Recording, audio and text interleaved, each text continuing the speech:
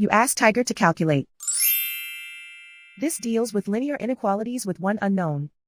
The final result is x greater than 7. Let's solve it step by step. Group all constants on the right side of the inequality. Subtract 7 from both sides.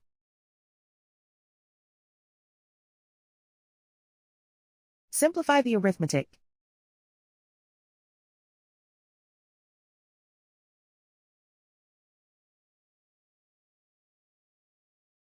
Isolate the x. Divide both sides by 3.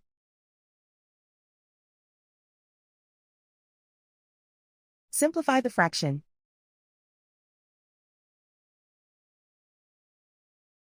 Find the greatest common factor of the numerator and denominator.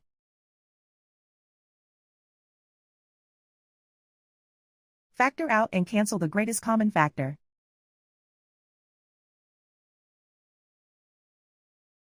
Plot the solution on a coordinate grid. And so the final result is x greater than 7.